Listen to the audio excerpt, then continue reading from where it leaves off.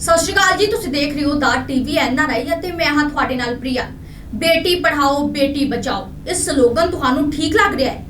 ਟੀਵੀਆਂ ਤੇ ਦੇਖਦੇ ਹਾਂ, ਅਖਬਾਰਾਂ ਦੇ ਵਿੱਚ ਛਪਿਆ ਹੁੰਦਾ ਹੈ ਤੇ ਦੀਵਾਰਾਂ ਤੇ ਤਾਂ ਵੱਡਾ ਵੱਡਾ ਕਰਕੇ ਲਿਖਿਆ ਹੁੰਦਾ ਹੈ। ਪਰ ਕਿਉਂ ਇਹਨਾਂ ਸਲੋਗਨਸ ਦਾ ਤਾਂ ਕੋਈ ਮਤਲਬ ਹੀ ਨਹੀਂ ਬਣਦਾ, ਕਿਉਂਕਿ ਸਾਡੀਆਂ ਧੀਆਂ ਤਾਂ ਸੁਰੱਖਿਅਤ ਹੈ ਹੀ ਨਹੀਂ। ਧੀਆਂ ਰੋ ਰਹੀਆਂ ਨੇ, ਕੁਰਲਾ ਰਹੀਆਂ ਨੇ, ਮਜਬੂਰੀਆਂ ਦਾ ਜੋ ਪਹਾੜ ਹੈ ਉਹਨਾਂ ਦੇ ਸੀਨੇ ਦੇ ਉੱਪਰ ਹੈ। पर दूसरे पासे जेकर कोई धी मजबूरियां का सामना करती है, दुखों तो बाहर निकलना चाहती है, तो उसके जिस्म की फरमाइश करने वालियां दा तांता लग जाता है। अजिही ही कहानी है बटाला दे धी दी, जो अपने मापियां दे लई सरवण कुमार है। दो भरावां दे हुंदे होए भी जिहड़ी ये धी है पैलसां दे विच डांस करके अपने मापियां दा ढिड भरती है। पर जेकर ये धी चार पैसिਆਂ ਦੀ मदद किसी तो मंगती है तो इसके जिस्म की फरमाइश की जाती है। ਸਾਡੇ ਸਹਿਯੋਗੀ ਨੇ ਇਸ ਧੀ ਦੇ ਨਾਲ ਗੱਲਬਾਤ ਕੀਤੀ ਹੈ ਅਤੇ ਜੋ ਇਸ ਦੇ ਅੱਖਾਂ ਦੇ ਹੰਝੂ ਨੇ ਉਹ ਸਭ ਕੁਝ ਬਿਆਨ ਕਰ ਰਹੇ ਨੇ। ਧੀ ਦੇ ਅੱਖਾਂ ਦੇ ਵਿੱਚੋਂ ਡਿੱਗ ਰਹੇ ਹੰਝੂ ਦੱਸ ਰਹੇ ਨੇ ਕਿ ਉਹ ਕਿਹੜੀਆਂ ਮਜਬੂਰੀਆਂ ਦੇ ਵਿੱਚੋਂ ਇਸ ਸਮੇਂ ਗੁਜ਼ਰ ਰਹੀ ਹੈ। ਤੇ ਮੇਰੇ ਡੈਡੀ ਦੀ ਲੱਤ ਤੇ ਸੱਟ ਲੱਗੀ ਹੋਈ ਆ ਤੇ 5-6 ਸਾਲ ਹੋ ਗਏ ਸੱਟ ਲੱਗੀ ਨੂੰ। ਮੇਰੇ ਭਰਾ ਮੇਰਾ ਕੋਈ ਸਾਥ ਨਹੀਂ ਦਿੰਦੇ ਹੈਗੇ। ਉਹਨਾਂ ਦੀਆਂ ਕੁੜੀਆਂ ਨੂੰ ਵੀ ਮੈਂ ਹੀ ਸਾਂਭਦੀ ਆ।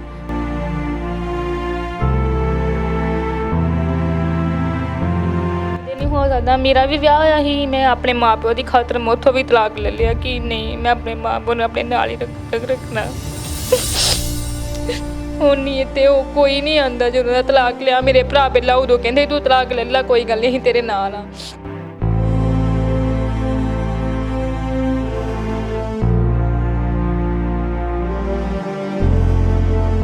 कुछ नहीं, मैं किसी ने इदा ही फोन ते कहा कि ਮੈਨੂੰ ਥੋੜੀ ਪੈਸਿਆਂ ਦੀ ਲੋੜ ਹੈ ਤੇ ਮੈਨੂੰ ਦੇ ਦਿਓ, ਮੈਂ ਤੁਹਾਨੂੰ ਬਾਅਦ ਚੋਂ ਲੋਕਡਾਊਨ ਖੁੱਲ ਜਾਏਗਾ ਤੇ ਮੈਂ ਦੇ ਦਾਂਗੀ। ਉਹ ਕਹਿੰਦੇ ਨਹੀਂ ਸਾਡੇ ਕੋਲ ਇੱਕ ਰਾਤ ਵਾਸਤੇ ਆਇਆ ਤੇ ਜਿੰਨੇ ਮਰਜ਼ੀ ਪੈਸੇ ਲੈ ਜਾ।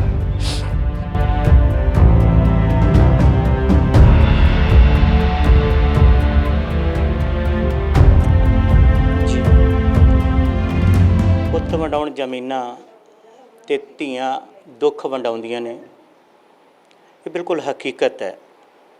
ਅੱਜ ਕੱਲ੍ਹ ਜਿੱਥੇ ਲੋਕ ਪੁੱਤਰ ਦੀ ਦਾਤ ਦੇ ਲਈ ਗੁਰਦੁਆਰੇ, ਮੰਦਰਾਂ, ਕਬਰਾਂ, ਬਾਬਿਆਂ ਦੇ ਦਰ ਦਰ ਦੇ ਗੇੜੇ ਮਾਰਦੇ ਨੇ, ਸੁੱਖਣਾ ਸੁੱਖਦੇ ਨੇ, ਤਾਂ ਯਕੀਨ ਮੰਨੋ ਕਿ ਬਹੁਤ ਸਾਰੇ ਐਸੇ ਪੁੱਤਰ ਨੇ ਜਿਨ੍ਹਾਂ ਆਪਣੇ ਮਾਤਾ ਪਿਤਾ ਨੂੰ, ਆਪਣੇ ਮਾਪਿਆਂ ਨੂੰ ਧੱਕੇ ਮਾਰੇ ਹੋਏ ਨੇ, ਘਰੋਂ ਕੱਢੇ ਹੋਏ, ਅਤੇ ਧੀਆਂ ਉਹਨਾਂ ਮਾਪਿਆਂ ਦਾ ਸਹਾਰਾ ਬਣੀਆਂ ਨੇ। ਸੋ ਐਸੇ ਹੀ ਇੱਕ ਦੁਖਿਆਰੀ ਨੌਜਵਾਨ ਲੜਕੀ ਜਿਸ ਨੇ ਆਪਣੀ ਜ਼ਿੰਦਗੀ ਦੀ ਕੁਰਬਾਨੀ ਦੇ ਦਿੱਤੀ ਹੈ, ਆਪਣੀਆਂ ਖੁਸ਼ੀਆਂ ਦਾਅ 'ਤੇ ਲਾ ਦਿੱਤੀਆਂ ਨੇ, ਆਪਣਾ ਭਵਿੱਖ ਦਾਅ 'ਤੇ ਲਾ ਦਿੱਤਾ ਹੈ ਆਪਣੇ ਮਾਤਾ ਪਿਤਾ ਦੇ ਲਈ ਔਰ 2 ਮਾਸੂਮ ਬੱਚੀਆਂ ਦੇ ਲਈ। ਉਹ ਕਿਹੜੀਆਂ ਮਾਸੂਮ ਬੱਚੀਆਂ? ਯਾਨੀ ਕਿ ਉਹਦੇ ਆਪਣੇ ਹੀ ਭਰਾ ਦੀਆਂ 2 ਮਾਸੂਮ ਬੱਚੀਆਂ।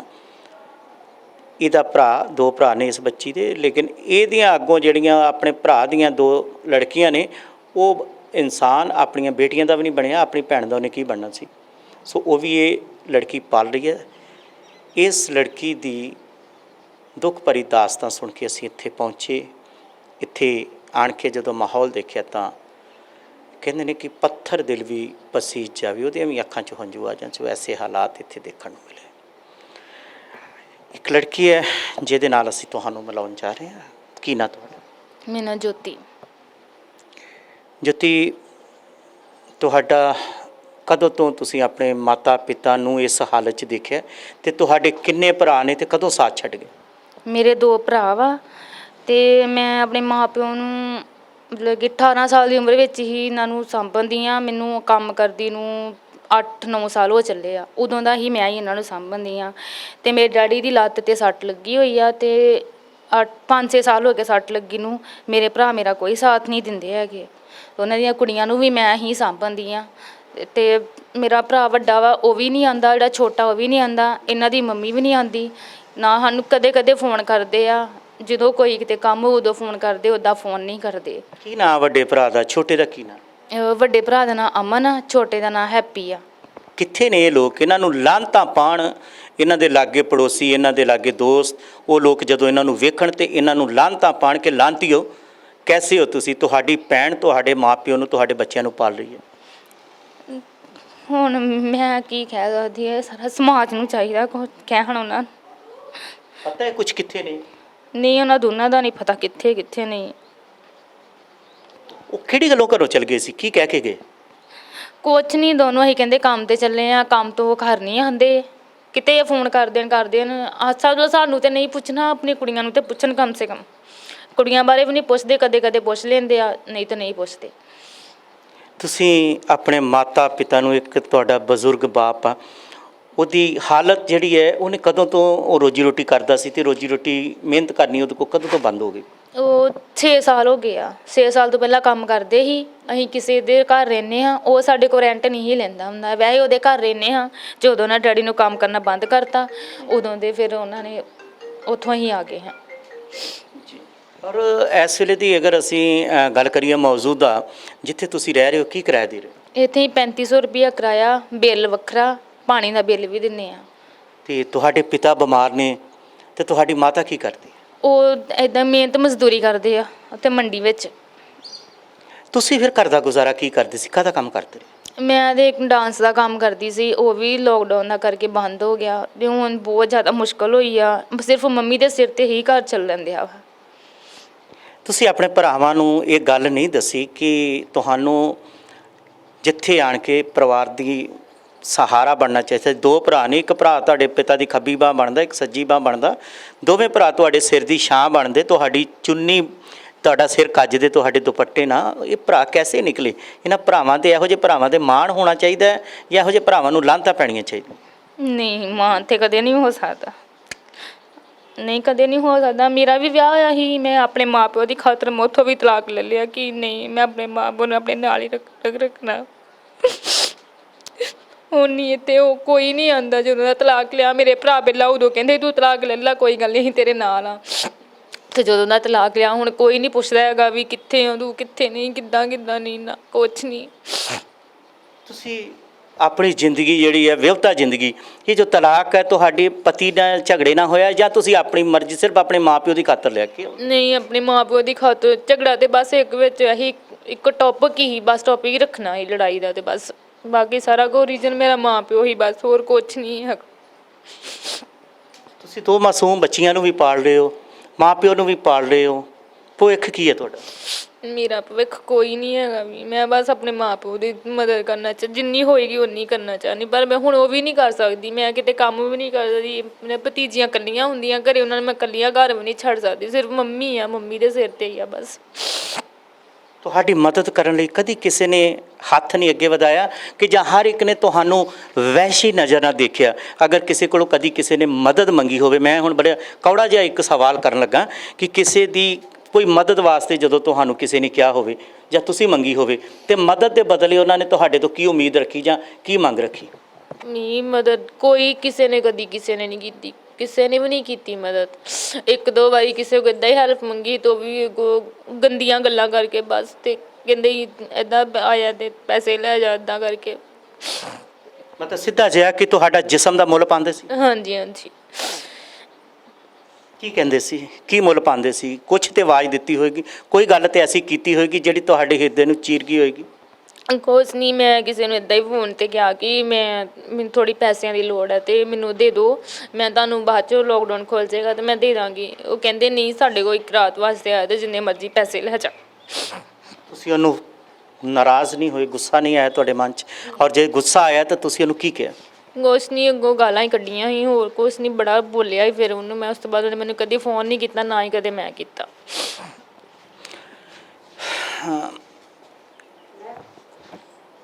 ਇਹਨਾਂ ਧੀਆਂ ਧਿਆਣਾਂ ਦਾ ਅਸੀਂ ਜ਼ਿਕਰ ਜਦੋਂ ਵੀ ਕਰਦੇ ਹਾਂ, ਸਾਡਾ ਬੇਸ਼ੱਕ ਸਰਕਾਰਾਂ ਬਹੁਤ ਦਾਅਵੇ ਕਰਦੀਆਂ ਨੇ, ਕਹਿੰਦੇ ਧੀਆਂ ਬਚਾਓ, ਧੀਆਂ ਪੜ੍ਹਾਓ, ਧੀਆਂ ਲਿਖਾਓ।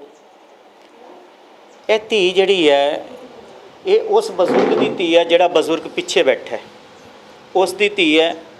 ਇਸ ਧੀ ਨੇ ਆਪਣੀ ਮਾਂਗ ਦਾ ਸਦੂਰ, ਯਾਨੀ ਕਿ ਆਪਣੇ ਸਿਰ ਦੇ ਸਾਈਂ ਨੂੰ ਖੁਦ ਇਹਨੇ ਧੱਕਾ ਦੇ ਦਿੱਤਾ, ਆਪ ਹੀ ਇਹਨੇ ਸਿਰ ਦੇ ਸਾਈਂ ਤੋਂ ਆਪਣੇ ਮਾਂਗ ਦੇ ਸੰਦੂਰ ਨੂੰ ਆਪਣੇ ਹੱਥ ਨਾਲ ਪੂੰਝ ਦਿੱਤਾ।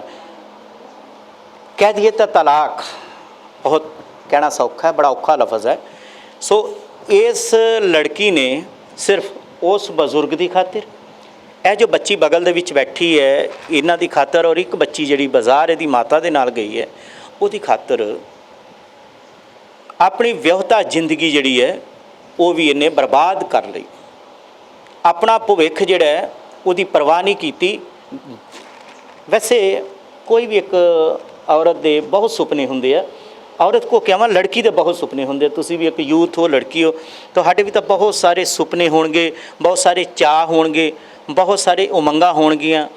ਸੋ ਤੁਸੀਂ ਇਹ ਸਾਰਾ ਕੁਝ ਕਦੀ ਸੋਚਿਆ ਹੋਵੇਗਾ? ਜਿਹਦੇ ਨਾਲ ਤੁਸੀਂ ਵਿਆਹ ਕਰਾਇਆ ਤਾਂ ਉਹਨੂੰ ਪਤਾ ਸੀ ਕਿ ਤੁਸੀਂ ਇਸ ਤਰੀਕੇ ਨਾਲ ਉਹਦੇ ਨਾਲ ਧੋਖਾ ਦੇ ਦਿਓਗੇ ਜਾਂ ਤੁਸੀਂ ਆਪਣੇ ਪਿਤਾ ਦੀ ਖਾਤਰ ਉਹਨੂੰ ਤਲਾਕ ਦੇ ਦਿਓਗੇ? ਨਹੀਂ, ਉਹਨੂੰ ਨਹੀਂ ਹੈਗਾ। ਨਹੀਂ, ਵਿਆਹ ਤੋਂ 3 ਮਹੀਨੇ ਬਾਅਦ ਸਾਰਾ ਕੁਝ ਇੱਦਾਂ ਦਾ ਹੀ। ਪਹਿਲੇ ਉਹ ਮੇਰਾ ਸਾਥ ਪੂਰਾ ਦਿੰਦਾ ਸੀ, ਬਾਅਦ 'ਚੋਂ ਜਦੋਂ 3 ਮਹੀਨੇ ਹੋ ਗਏ ਉਸ ਤੋਂ ਬਾਅਦ ਮੇਰੇ ਮਾਂ ਪਿਓ ਵੀ ਨਹੀਂ ਪੁੱਛਦਾ। ਮੰਮੀ ਕਿਤੇ ਰਹਿੰਦੇ ਸੀ, ਡੈਡੀ ਕਿਤੇ ਰਹਿੰਦੇ ਸੀ, ਇਹ ਕਿਤੇ ਹੀ ਦੋਨੋਂ ਜਾਣੀਆਂ, ਇਸ ਕਰਕੇ ਫਿਰ ਮੈਂ ਉਹ ਤੋਂ ਤਲਾਕ ਲੈ ਲਿਆ। ਪਰ ਉਹਨੇ ਤੁਹਾਡੀ ਇਸ ਕੁਰਬਾਨੀ ਨੂੰ, ਇਸ ਜਜ਼ਬੇ ਨੂੰ, ਤੁਹਾਡੇ ਪਤੀ ਨੇ ਤੁਹਾਡਾ ਸਾਥ ਨਹੀਂ ਦਿੱਤਾ ਕਿ ਠੀਕ ਹੈ ਤੂੰ ਇੱਕ ਨੇਕ ਕੰਮ ਕਰ ਰਹੀ ਹੈ ਤੇ ਜੇਕਰ ਤੇਰੇ ਭਰਾ ਜਿਹੜੇ ਨੇ ਤੇਰੇ ਮਾਪਿਓ ਦਾ ਸਹਾਰਾ ਨਹੀਂ ਬਣੇ, ਜੇ ਤੂੰ ਆਪ ਆਪਣੇ ਮਾਪਿਓ ਦਾ ਸਹਾਰਾ ਬਣੀ ਹੈ ਤਾਂ ਬਹੁਤ ਹੀ ਇੱਕ ਨੇਕ ਕੰਮ ਆ, ਕਿਉਂ ਨਾ ਇਸ ਨੇਕ ਕੰਮ ਦੇ ਵਿੱਚ ਮੈਂ ਵੀ ਸਾਥ ਦੇਵਾਂ? ਇਹ ਨਹੀਂ ਕਿਹਾ ਉਹਨੇ? ਇਹ ਉਹ ਤੇ ਬਿਲਕੁਲ ਵਿੱਚ ਮੇਰੇ ਨਾਲ ਸਹਿਮਤ ਹੀ। ਥੋੜੀ ਜਿਹੀ ਉਹਦੀ ਮੰਮਾ ਹੈਗੇ ਸੀ, ਇਸ ਕਰਕੇ ਉਹ ਮੰਮੀ ਕਹਿੰਦੇ ਕਿ ਨਹੀਂ, ਅਸੀਂ ਇਹਨੂੰ ਇੱਥੇ ਨਹੀਂ ਰਹਿਣ ਦੇਣਾ ਹੈਗਾ, ਅਸੀਂ ਇਹਨੂੰ ਫਿਰ ਆਪਣੇ ਨਾਲ ਹੀ ਲੈ ਕੇ ਜਾਣਾ। ਫਿਰ ਮੈਂ ਉਹਦੇ ਕੋਲ ਤਲਾਕ ਲਿਆ ਨੂੰ ਮੈਂ ਵੀ ਗੱਲ ਕਹੀ ਵੀ ਤੂੰ ਆਪਣਾ ਮਾਂ ਪਿਓ ਨਹੀਂ ਛੱਡ ਸਕਦਾ ਤੇ ਫਿਰ ਮੈਂ ਵੀ ਨਹੀਂ ਛੱਡ ਸਕਦੀ, ਮੇਰੇ ਤੋਂ ਇਲਾਵਾ ਇਹਨਾਂ ਦਾ ਕੋਈ ਨਹੀਂ ਹੈਗਾ। ਜੀ ਤੋ ਮੈਨੂੰ ਇਹ ਚੀਜ਼ ਦੱਸ ਸਕਦੇ ਕਿ ਜਿਸਮ ਦੇ ਸੌਦਾਗਰ, ਹਵਸ ਦੇ ਪੁਜਾਰੀ ਆਮ ਮਿਲ ਜਾਂਦੇ ਨੇ, ਆਮ ਹੀ। ਤਾਂ ਜਿਵੇਂ ਤੁਸੀਂ ਹੁਣੇ ਸੱਚਾਈ ਦੱਸੀ, ਕੌੜਾ ਸੱਚ ਦੱਸਿਆ ਕਿ ਤੁਹਾਨੂੰ ਪੈਸਿਆਂ ਦੀ ਜ਼ਰੂਰਤ ਪਈ, ਤੁਸੀਂ ਫੋਨ ਕੀਤਾ ਤਾਂ ਲੋਕਡਾਊਨ ਦੇ ਦੌਰਾਨ ਉਹਨਾਂ ਨੇ ਤੁਹਾਨੂੰ ਇੱਕ ਰਾਤ ਦੀ ਆਫਰ ਦੇ ਦਿੱਤੀ। ਇਸ ਤੋਂ ਪਹਿਲਾਂ ਵੀ ਕਿਸੇ ਨੇ ਆਪ ਵੀ ਟਰਾਈ ਕੀਤੀ ਤੁਹਾਡੇ ਤੱਕ ਕਿ ਤੈਨੂੰ ਪੈਸਿਆਂ ਦੀ ਲੋੜ ਹੈ, ਪਰਵਾਹ ਨਾ ਕਰੀ, ਅਸੀਂ ਹੈਗੇ ਆ? ਕਿਸੇ ਨੇ ਤਾਂ ਕਿਹਾ? ਨਹੀਂ, ਪਹਿਲੇ ਤੇ ਨਹੀਂ, ਮੈਂ ਕਿਸੇ ਨੂੰ ਕਦੇ ਕੁਝ ਨਹੀਂ ਕਿਹਾ। ਹੁਣ ਨਹੀਂ ਜ਼ਿਆਦਾ ਹੋਇਆ ਜੀ, ਤੇ ਵੀ ਕਿਹਾ ਸੀ ਕਿਸੇ ਨੇ, ਤੋਂ ਵੀ ਅੱਗੋਂ ਨੇ ਇਦਾਂ ਹੀ ਕਹਿ ਤਾ ਕਿ ਤੂੰ ਆ ਜਾ ਤੇ ਪੈਸੇ ਲੈ ਜਾ, ਇੱਕ ਰਾਤ ਵਾਸਤੇ ਆ ਜਾ ਤੇ ਪੈਸੇ ਜਿੰਨੇ ਕਹੇਂਗੀ ਉਹਨੇ ਲੈ ਜਾ। ਤਾਂ ਜਿਹੜੇ ਗਰੁੱਪਾਂ 'ਚ ਤੁਸੀਂ ਮਿਹਨਤ ਕਰਦੇ ਰਹੇ ਹੋ, ਕੰਮ ਕਰਦੇ ਰਹੇ ਹੋ, ਉਹਨਾਂ ਗਰੁੱਪਾਂ ਦੇ ਵਿੱਚ ਨਹੀਂ ਮਦਦ ਦਿੱਤੀ ਗਈ ਜਾਂ ਉਹਨਾਂ ਨੇ ਵੀ ਕਲਾਕਾਰ ਇਸ ਵੇਲੇ ਮਾੜੀ ਹਾਲਾਤ 'ਚ ਨੇ? ਨਹੀਂ, ਕਿਸੇ ਨੇ ਕੁਝ ਨਹੀਂ ਦਿੱਤਾ, ਕੋਈ ਵੀ ਨਹੀਂ ਆਇਆ। ਬਾਕੀ ਸਾਰੇ ਆਉਂਦੇ ਰਹੇ ਆ, ਸਾਰੇ ਸਾਨੂੰ ਫੋਨ ਕਰਦੇ ਰਹੇ ਆ, ਉਹ ਪੁੱਛਿਆ ਸਾਰਿਆਂ ਨੇ, ਪਰ ਕੋਈ ਕਿਸੇ ਨੇ ਫੋਨ ਵੀ ਨਹੀਂ ਕੀਤਾ, ਨਾ ਕੋਈ ਕੁਛ ਦੇ। ਸਰਕਾਰੀ ਰਾਸ਼ਨ ਕਾਫੀ ਆਇਆ ਸੀ, ਸਰਕਾਰ ਵੱਲੋਂ ਬੜੀ ਮਦਦ ਆਈ ਸੀ, NGO ਮਦਦ ਕਰ ਰਹੇ ਸੀ, ਬਹੁਤ ਸਾਰੇ ਲੋਕ ਵੀ ਮਦਦ ਕਰ ਰਹੇ ਸੀ। ਉਹਨਾਂ ਮਦਦ ਤੁਹਾਡੇ ਤੱਕ ਨਹੀਂ ਪਹੁੰਚੀ ਕਿ ਜਾਂ ਤੁਸੀਂ ਲੈਣ ਨਹੀਂ ਗਏ? ਨਹੀਂ, ਸਾਡੇ ਤੱਕ ਕੋਈ ਨਹੀਂ ਪਹੁੰਚੀ। ਸਾਡੇ ਇੱਥੇ ਇੱਕ ਵਾਰੀ ਆਏ ਸੀ ਤੇ ਉਹ ਕਹਿੰਦੇ ਕਿ ਨਹੀਂ, ਤੁਸੀਂ ਇੱਥੇ ਕਿਰਾਏ 'ਤੇ ਰਹਿੰਦੇ ਹੋ ਤੇ ਅਸੀਂ ਤੁਹਾਨੂੰ ਕੁਛ ਨਹੀਂ ਦੇ ਸਕਦੇ, ਤੁਸੀਂ ਹੋਰ ਕਿਤੇ ਪਤਾ ਕਰ ਲਓ। ਤੇ ਅਸੀਂ ਫਿਰ ਹੋਰ ਕਿਤੇ ਇੱਥੇ ਵੀ ਕੀਤਾ ਸੀ, ਇੱਕ ਉੱਧਰ ਸਾਗਰਪੁਰੇ, ਉਹ ਵੀ ਕਹਿੰਦੇ ਕਿ ਨਹੀਂ, ਤੁਸੀਂ ਇੱਥੋਂ ਦੇਣੀ ਹੋ ਤੇ ਅਸੀਂ ਤੁਹਾਨੂੰ ਕੁਛ ਨਹੀਂ ਦੇ ਸਕਦੇ। ਤੋ ਹੁਣ ਮਾਹੌਲ ਜੋ ਅਜੇ ਤੁਹਾਨੂੰ ਲੱਗਦਾ ਹੈ ਕਿ ਤੁਹਾਡੀ ਜਿਹੜੀ ਕਲਾਕਾਰੀ ਹੈ, ਜੋ ਤੁਹਾਡੇ ਕੋਲ ਗੁਣ ਹੈ, ਆਉਣ ਵਾਲੇ ਸਮੇਂ ਦੇ ਵਿੱਚ ਲੱਗਦਾ ਨਹੀਂ ਕਿ ਵਿਆਹਾਂ ਸ਼ਾਦੀਆਂ ਦਾ ਜੋ ਕੋਈ ਇਹੋ ਜਿਹਾ ਸੀਜ਼ਨ ਆਏਗਾ, ਪੈਲਸਾਂ ਦੇ ਵਿੱਚ ਫਿਰ ਰੌਣਕਾਂ ਹੋਣਗੀਆਂ, ਸੱਭਿਆਚਾਰ ਗਰੁੱਪ ਚੱਲਣਗੇ, ਅਜੇ ਪਤਾ ਨਹੀਂ ਕਿੰਨੀ ਦੇਰ ਨਾ ਹੋਵੇ ਤਾਂ ਫਿਰ ਕੀ ਸੋਚਿਆ?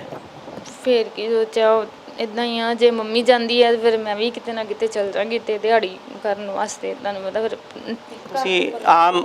ਤੁਸੀਂ ਲੜਕੀਆਂ ਜਿਹੜੀਆਂ ਨੇ, ਜੇ ਮੰਨ ਲਓ ਕਿ ਕੋਈ ਸਿਲਾਈ ਕਢਾਈ ਦਾ ਕੰਮ ਜਾਣਦੀਆਂ ਹੋਵੋ, ਬਿਊਟੀ ਪਾਰਲਰ ਜਾਣਦੀਆਂ ਹੋਵੋ, ਤੇ ਅੱਜ ਕੱਲ੍ਹ ਸਿਲਾਈ ਜਿਹੜੀ ਆ ਉਹਦਾ ਤੇ ਕੰਮ ਬਹੁਤ ਜ਼ਿਆਦਾ ਹੈ, ਤੇ ਕੋਈ ਜ਼ਰੂਰੀ ਕਿਉਂ ਆ ਵੀ ਸਿਰਫ ਇੱਕ ਡਾਂਸਰ ਬਣਨਾ ਜਾਂ ਡਾਂਸ ਹੀ ਕਰਨਾ ਜ਼ਰੂਰੀ ਕਿਉਂ ਆ? ਹੋਰ ਵੀ ਤਾਂ ਕੰਮ ਅਸੀਂ ਕਰ ਸਕਦੇ ਹਾਂ। ਹਾਂਜੀ ਹਾਂਜੀ, ਜ਼ਰੂਰੀ ਤੇ ਨਹੀਂ ਆ, ਸਿੱਖਣ ਨੂੰ ਤੇ ਕੁਛ ਵੀ ਸਿੱਖ ਸਕਦੇ ਆ, ਪਰ ਬੱਚੀਆਂ ਦੇ ਖਾਤਰ ਮੈਂ ਕਿਤੇ ਨਹੀਂ ਨਾ ਘਰ ਜਾ ਸਕਦੀ। ਫਿਰ ਇੱਕ ਪ੍ਰੋਗਰਾਮ ਤੋਂ ਕਿੰਨੇ ਪੈਸੇ ਕਲੈਕਟ ਹੋ ਜਾਂਦੇ? ਇੱਕ ਪ੍ਰੋਗਰਾਮ ਤੋਂ ਮਿਲ ਜਾਂਦਾ ਸੀ 1500 ਮਿਲ ਜਾਂਦਾ ਸੀ ਜੀ। ਤੇ ਉਹ ਇੱਕ ਮਹੀਨੇ 'ਚ ਕਿੰਨਾ ਪ੍ਰੋਗਰਾਮ ਤੁਹਾਨੂੰ ਮਿਲ ਜਾਂਦਾ ਸੀ?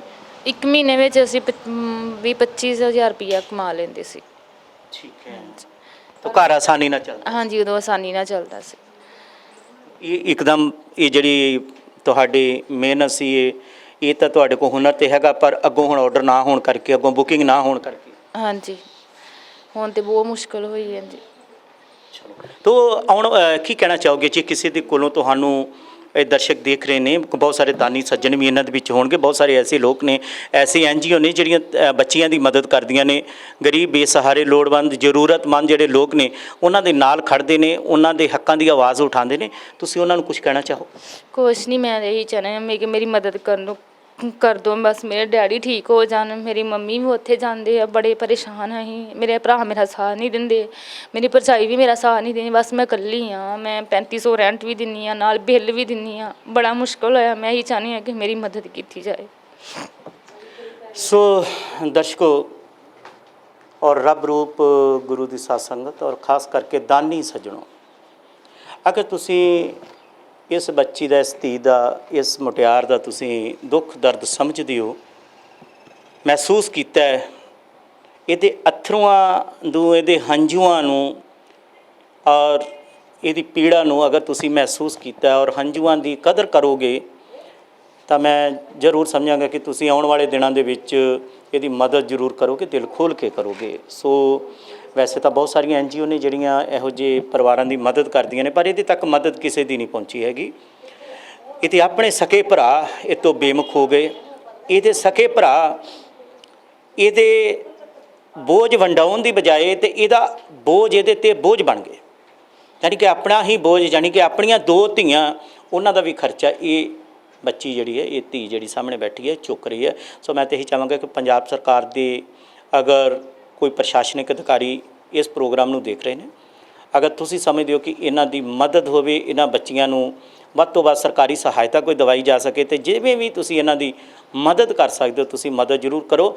ਉਹਦਾ ਕਾਰਨ ਬੜਾ ਸਪਸ਼ਟ ਹੈ ਕਿ ਇਸ ਲੜਕੀ ਨੇ ਮਿਸਾਲ ਪੈਦਾ ਕੀਤੀ ਹੈ, ਇੱਕ ਪੂਰੀ ਮਨੁੱਖਤਾ ਦੇ ਲਈ ਇੱਕ ਮਾਰਗਦਰਸ਼ਕ ਬਣੀ ਹੈ ਕਿ ਕਿਵੇਂ ਮਾਤਾ ਪਿਤਾ ਦੇ ਲਈ ਆਪਣੀਆਂ ਖੁਸ਼ੀਆਂ ਕੁਰਬਾਨ ਕਰਕੇ, ਆਪਣਾ ਸੁੱਖ ਕੁਰਬਾਨ ਕਰਕੇ, ਆਪਣਾ ਭਵਿੱਖ ਕੁਰਬਾਨ ਕਰਕੇ ਇਹਨੇ ਮਾਤਾ ਪਿਤਾ ਦੇ ਲਈ ਔਰ 2 ਮਾਸੂਮ ਬੱਚੀਆਂ ਦੇ ਲਈ ਜਿਨ੍ਹਾਂ ਦੀ ਜ਼ਿੰਮੇਵਾਰੀ ਇਹਨੇ ਚੱਕੀ ਸੀ, ਉਹਨਾਂ ਵਾਸਤੇ ਇਹਨੇ ਪ੍ਰਣ ਕੀਤਾ ਹੈ। ਔਰ ਆਉਣ ਵਾਲਾ ਸਮਾਂ ਵੀ ਇਸੇ ਤਰ੍ਹਾਂ ਕਹਿ ਰਹੀ ਹੈ ਕਿ ਜਾਂ ਇਹ ਸਿਰਫ ਇਹ ਜ਼ਿੰਦਗੀ ਜਿਹੜੀ ਹੈ ਇਹਦੀ ਇਹ ਇਹਨਾਂ ਮਾਤਾ ਪਿਤਾ ਦੀ ਸੇਵਾ ਦੇ ਵਿੱਚ ਔਰ ਇਹਨਾਂ ਬੱਚੀਆਂ ਦੇ ਭਵਿੱਖ ਦੇ ਲਈ ਗੁਜ਼ਰੇਗੀ। ਉਮੀਦ ਕਰਦੇ ਹਾਂ ਕਿ ਤੁਸੀਂ ਬਹੁਤ ਜਲਦੀ ਦੀ ਬਾਂਹ ਫੜੋਗੇ ਔਰ ਖਾਸ ਕਰਕੇ ਇਹਦੇ ਭਰਾ ਜਿੱਥੇ ਵੀ ਮਿਲਣ, ਜਿਨ੍ਹਾਂ ਨੂੰ ਵੀ ਪਤਾ ਹੋਵੇ ਇਹਦੇ ਭਰਾਵਾਂ ਦਾ, ਤਾਂ ਜ਼ਰੂਰ ਉਹਨਾਂ ਨੂੰ ਉਦੋਂ ਬਣਦਾ ਜਿਹੜਾ ਮਾਨ ਸਨਮਾਨ ਉਹ ਜ਼ਰੂਰ ਕਰੋ। ਖਾਸ ਕਰਕੇ ਉਹਨਾਂ ਨੂੰ ਕੀਤੀ ਉਹਨਾਂ ਦੀ ਗਲਤੀ ਦਾ ਅਹਿਸਾਸ ਕਰਾਓ। ਸਵੇਰ ਦਾ ਭੁੱਲਿਆ ਸ਼ਾਮ ਨੂੰ ਘਰ ਆ ਜੇ, ਤੁਹਾਨੂੰ ਭੁੱਲਿਆ ਨਹੀਂ ਕਹਿੰਦੇ।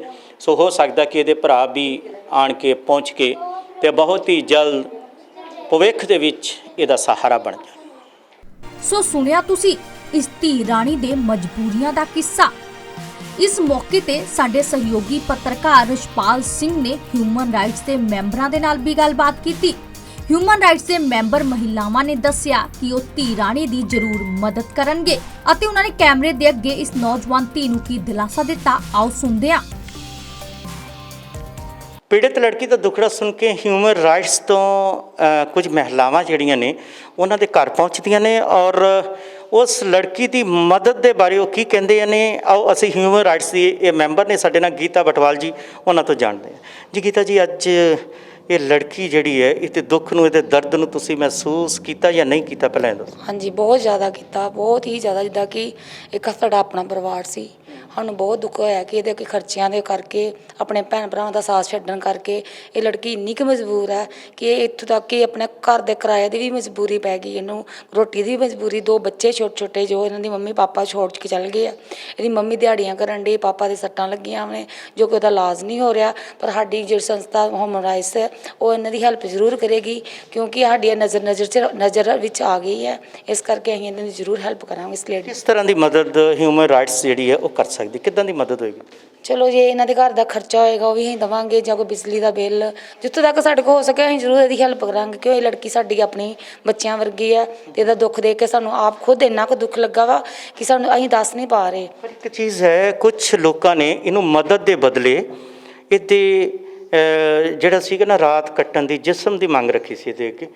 ਤੁਸੀਂ ਉਹਨਾਂ ਦੇ ਖਿਲਾਫ ਕੋਈ ਸਖਤ ਕਾਰਵਾਈ ਕਰੋਗੇ ਕਿ ਉਹਨਾਂ ਦੇ ਖਿਲਾਫ ਕੰਪਲੇਂਟ ਹੋਏਗੀ ਜਿਹੜੇ ਐਸੇ ਹਵਸ ਦੇ ਪੁਜਾਰੀ ਨੇ, ਜਿਹੜੇ ਇਸ ਤਰੀਕੇ ਦੇ ਨਾਲ ਲਾਚਾਰ ਬੇਸਹਾਰਾ ਮਜਬੂਰ ਔਰਤਾਂ ਦੇ ਨਾਲ ਸ਼ੋਸ਼ਣ ਕਰਦੇ ਨੇ, ਉਹਨਾਂ ਨੂੰ ਸਬਕ ਸਿਖਾਉਣ ਵਾਸਤੇ ਕੁਝ ਕਰੋਗੇ?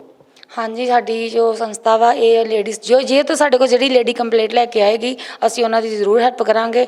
ਆਪਣੀ ਸਰਕਾਰ ਨੂੰ ਵੀ ਕਵਾਂਗੇ ਕਿ ਸਰਕਾਰ ਇਹ ਲੇਡੀਜ਼ ਵੱਲ ਧਿਆਨ ਦੇਣ, ਇਹਨਾਂ ਦੀ ਹੈਲਪ ਜ਼ਿਆਦਾ ਤੋਂ ਜ਼ਿਆਦਾ, ਕਿਉਂਕਿ ਸਰੀਰ ਆਪਣਾ ਖਰਾਬ ਕਰਨ ਵਾਸਤੇ ਨਹੀਂ ਹੈਗੀਆਂ। ਇਹਨਾਂ ਦੇ ਆਪਣੀ ਇੱਕ ਹਿੰਮਤ ਹੈਗੀ ਹੈ, ਆਪਣਾ ਕਾਰੋਬਾਰ ਕਰਦੀਆਂ ਵਾ। ਇਹਨਾਂ ਦੇ ਇਹ ਨਹੀਂ ਕਿ ਅਸੀਂ ਨਾਈਟਾਂ ਲਗਾਈਏ ਜਾਂ ਕੁਛ, ਇਹਨਾਂ ਦੀ ਮਜਬੂਰੀਆਂ ਕੰਮ ਕਰਵਾਉਂਦੀਆਂ ਨੇ। ਪਰ ਮੈਂ ਉਹਨਾਂ ਸ਼ਖਸਾਂ ਨੂੰ ਇਹ ਕਹਾਂਗੀ ਜਿਹੜੇ ਕਿ ਹੈਲਪ ਦੀ ਤੌਰ 'ਤੇ ਇਹਨਾਂ ਦੀ ਸਰੀਰ ਦੀ ਭੁੱਖ ਹਟਾਉਂਦੀਆਂ ਨੇ ਜਾਂ ਕੁਛ ਵੀ ਕਰਦੀਆਂ ਨੇ, ਇਹਨਾਂ ਨੂੰ ਸਖਤ ਮੈਂ ਚਾਹਾਂਗਾ ਕਿ ਆਪਾਂ ਕਿਉਂ ਨਾ, ਜੇਕਰ ਉਸ ਸ਼ਖਸ ਦਾ ਪਤਾ ਚੱਲਦਾ ਜਿਹਦੇ ਕੋਲ ਇਹਨਾਂ ਹੈਲਪ ਮੰਗੀ ਸੀ, ਆਪਾਂ ਕਿਉਂ ਨਾ ਉਹਨਾਂ ਨੂੰ ਇੱਕ ਵਾਰੀ ਨੰਗਿਆਂ ਕਰਨ ਦੀ ਕੋਸ਼ਿਸ਼ ਕਰੀਏ, ਆਪਾਂ ਉਹਨਾਂ ਨੂੰ ਇੱਕ ਵਾਰੀ ਬੇਨਕਾਬ ਕਰੀਏ, ਆਪਾਂ ਉਹਨਾਂ ਨੂੰ ਫੋਨ ਕਰਕੇ ਬੜਾ ਕਲੀਅਰ ਪੁੱਛੀਏ ਵੀ ਕਿਉਂ ਬਈ ਤੁਹਾਡੇ ਘਰ ਮਾਵਾਂ ਭੈਣਾਂ ਧੀਆਂ ਨਹੀਂ ਹੈ, ਅਗਰ ਉਹਨਾਂ 'ਚ ਕਿਸੇ ਨੂੰ ਜ਼ਰੂਰਤ ਪੈਂਦੀ ਹੈ ਤੇ ਕੀ ਇਸੇ ਤਰ੍ਹਾਂ ਤੁਸੀਂ ਕਿਸੇ ਦੇ ਅੱਗੇ ਉਹਨੂੰ ਪਰੋਸਦੇ ਹੋ?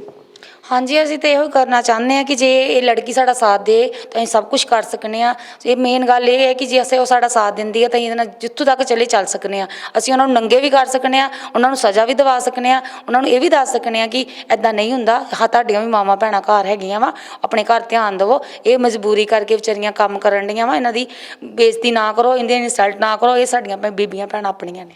ਜੇ ਔਰਤ ਜਾਤ ਦੀ ਗੱਲ ਕਰੀਏ ਤਾਂ ਕੋਈ ਤਾਂ ਔਰਤ ਨੂੰ ਦੁਰਗਾ ਦਾ ਰੂਪ ਕਹਿੰਦਾ, ਕੋਈ ਕੰਜਕਾਂ ਵੀ ਕਹਿੰਦਾ, ਕੋਈ ਦੇਵੀਆਂ ਵੀ ਕਹਿੰਦਾ। ਪਰ ਵੇਖੋ ਕਿੰਨੀ ਸ਼ਰਮ ਦੀ ਗੱਲ ਹੈਗੀ ਹੈ ਕਿ ਕੁਝ ਲੋਕ ਇਹਨਾਂ ਨੂੰ ਸਿਰਫ ਬਿਸਤਰੇ ਦੀ ਰੌਣਕ ਵੀ ਸਮਝਦੇ ਨੇ, ਔਰ ਲਾਂਤੀ ਲੋਕ ਨੇ ਅਸੀਂ ਜਿਹੜੇ ਕਿਸੇ ਔਰਤ ਦੀ ਮਜਬੂਰੀ ਦਾ ਫਾਇਦਾ ਚੁੱਕਣ ਦੇ ਲਈ ਉਸ ਔਰਤ ਦੀ ਜਿਹੜੀ ਆਤਮਾ ਹੈ, ਉਹਦਾ ਜਿਹੜੀ ਇੱਜ਼ਤ ਹੈ, ਮਾਨ ਸਨਮਾਨ, ਉਹਨੂੰ ਠੇਸ ਪਹੁੰਚਾਉਣ ਲੱਗਿਆ ਇਹ ਲੋਕ ਇੱਕ ਮਿੰਟ ਨਹੀਂ ਲਾਉਂਦੇ। ਕੈਸੇ ਬੇਸ਼ਰਮ ਲੋਕ ਹੁੰਦੇ ਨੇ ਐਸੇ।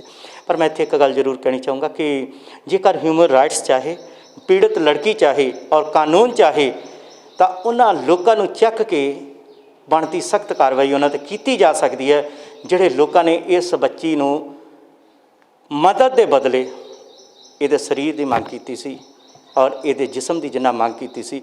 ਉਹਨਾਂ ਲੋਕਾਂ ਦੇ ਖਿਲਾਫ ਬਣਦੀ ਕਾਨੂੰਨੀ ਕਾਰਵਾਈ, ਸਖਤ ਤੋਂ ਸਖਤ ਕਾਰਵਾਈ ਜ਼ਰੂਰ ਹੋਵੇ ਤਾਂ ਕਿ ਭਵਿੱਖ ਦੇ ਵਿੱਚ ਕੋਈ ਵੀ ਐਸੀ ਹਿਮਾਕਤ ਨਾ ਕਰੇ, ਇੱਦਾਂ ਦੀ ਜ਼ਰੂਰਤ ਨਾ ਕਰੇ। ਅਗਰ ਕੋਈ ਮਦਦ ਨਹੀਂ ਕਰ ਸਕਦਾ ਤਾਂ ਜਵਾਬ ਦੇਣਾ ਬਿਹਤਰ ਹੈ, ਪਰ ਜ਼ਰੂਰੀ ਨਹੀਂ ਹੈ ਕਿ ਮਦਦ ਦੇ ਬਦਲੇ ਕਿਸੇ ਦੀ ਇੱਜ਼ਤਾਂ ਦੇ ਤੁਸੀਂ ਸੌਦੇ ਕਰੋ। ਲੱਖ ਲਾਹਨਤ ਹੈ ਪੰਜਾਬੀਓ ਉਹਨਾਂ ਲੋਕਾਂ ਦੇ ਉੱਤੇ ਜਿਹੜੇ ਲੋਕ ਤੁਹਾਡੇ ਆਸ-ਪਾਸ ਵੱਸਦੇ ਨੇ, ਐਸੇ ਜਿਹੜੇ ਮਦਦ ਦੀ ਖਾਤਰ ਕਿਸੇ ਦੀਆਂ ਇੱਜ਼ਤਾਂ ਦੇ ਸੌਦੇ ਕਰਦੇ ਨੇ। ਸੋ ਪੰਜਾਬ 'ਚ ਪਹਿਲਾਂ ਇਹ ਕੰਮ ਨਹੀਂ ਸੀ, ਇੱਕ ਨਵੀਂ ਰੀਤ ਪੈ ਗਈ ਆ, ਉਹਨੂੰ ਹਟਾਓ, ਰਲ ਮਿਲ ਕੇ ਆਓ ਅਤੇ ਨੱਥ ਪਾਈਏ ਔਰ ਐਸੇ ਲੋਕਾਂ ਨੂੰ ਇਹਨਾਂ ਦੀ ਅਸਲੀ ਜਗ੍ਹਾ ਜੇਲ੍ਹਾਂ ਨੇ, ਸਿੱਖਾਂ ਨੇ, ਉੱਥੇ ਪਹੁੰਚਾਈਏ। ਬਹੁਤ ਬਹੁਤ ਸ਼ੁਕਰੀਆ, ਧੰਨਵਾਦ।